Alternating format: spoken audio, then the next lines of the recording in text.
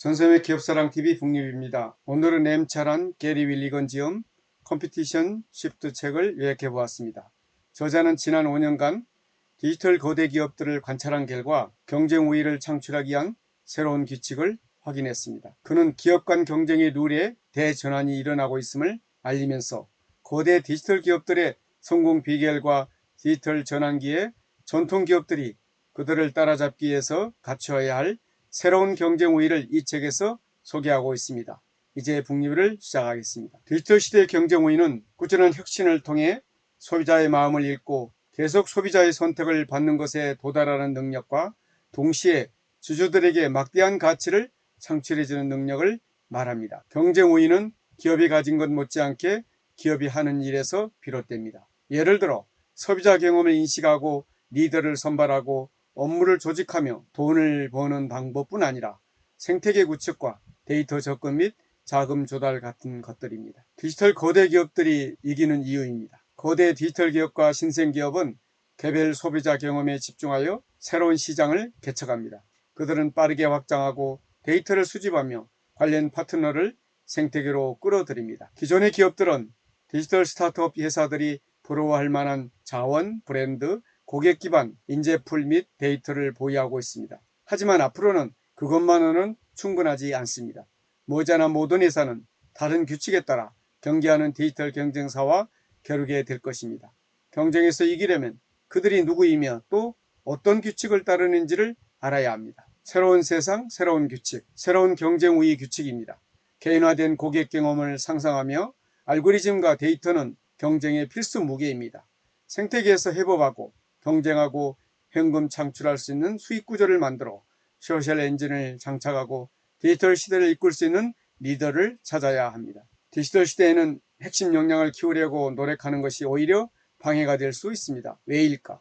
핵심 역량을 키우는 것은 인사이드 아웃, 곧 내부 인재와 조직의 역량을 기반으로 전략적 사업을 결정하는 것의 관점에서 이루어지고 리더의 주변 시야와 상상력을 좁히는 경향이 있기 때문입니다. 디지털 거대 기업들은 자신들만의 분야에 국한하지 않습니다. 고객이 필요하는 것을 제공할 능력이 없다면 외부 업체로부터 얻을 수 있는 방법까지 모색합니다. 열린 시스템과 생태계의 관점에서 생각하는 것입니다. 10배, 100배, 1000배의 시장. 위대한 경쟁 우위를 지닌 리더들의 가장 큰 장점 중에 하나는 존재하지 않은 것을 상상하는 능력과 소비자가 그것으로부터 어떤 혜택을 받을 수 있는지에 집중하는 자질입니다. 그들은 소비자 경험과 삶의 경험의 일부분을 개선하는 방법에 집중합니다. 완전히 새로운 시장 공간을 만드는 한 가지 방법은 기존 산업들의 조각을 결합하는 것입니다. 소비자가 진정으로 원하는 경험은 개별 활동이 원활하고 투명하게 연결되는 것입니다. 디지털 플랫폼 중심의 비즈니스, 새로운 시스템을 구축하기 위해 처음부터 수많은 기술자들을 고용할 필요는 없습니다. 알고리즘을 구입하고 분해하며 모방할 수 있으며 컴퓨팅 파워, 데이터 스토리지 및 심지어 알고리즘 기능도 클라우드에서 구할 수 있습니다. 사업가들은 알고리즘을 만들어낼 필요가 없으며 다만 그것이 무엇이고 그것으로 무엇을 할 수 있는지만 알면 됩니다. 그러면 과거에 할 수 없었던 것을 지금은 할 수 있다는 믿음을 가지게 될 것입니다. 가치 창출 생태계. 가장 강력한 생태계는 고객, 파트너, 기업 등 모든 참여자가 이익을 얻고 함께 폭발적인 매출을 올릴 수 있는 네트워크 효과를 창출하는 것입니다. 생태계를 고려하지 않은 채 고객의 마음을 끄는 아이디어를 실현하기가 사실상 불가능합니다. 생태계는 소비자 개개인의 요구에 집중해야 하고 자금을 조달받아 적절한 속도로 현금을 창출할 수 있어야 하며 복수의 수익 흐름으로 이어져 생태계가 확장되거나 새로운 수익의 씨앗이 될 수 있어야 합니다. 다양한 주체들 간의 표준화, 조정, 공유는 핵심 기술 개발뿐만 아니라 이들을 배치하는 작업에서도 속도를 높일 것으로 기대됩니다. 다양한 기업이 참여할수록 상업 및 개인에게 맞춤화된 광범위한 솔루션을 제공하고 국가 또는 주정부의 규제에 유연하게 대응할 수 있습니다. 디지털 시대에 맞는 수익구조, 궁극적으로 기업의 생존 가능성을 결정하는 것은 현금 지출을 효율적인 수익으로 전환할 수 있는 능력입니다.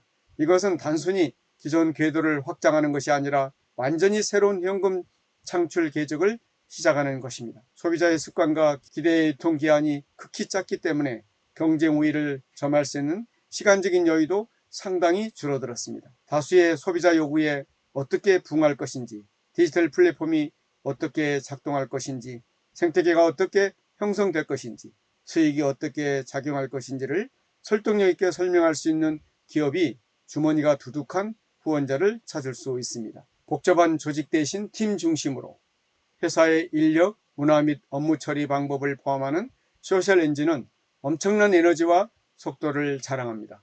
소셜 엔진은 관리주의를 없애고 많은 기업들이 달성하기 힘들어하는 것, 즉 소비자들을 대신하여 지속적으로 적응하고 혁신할 수 있는 능력을 성취합니다. 업무를 간단히 해결할 수 있는 단위 크기로 나누고 독립실행팀에게 더 빠르고 더 나은 의사결정을 내릴 수 있는 방법을 도출할 자율성을 부여하는 것입니다.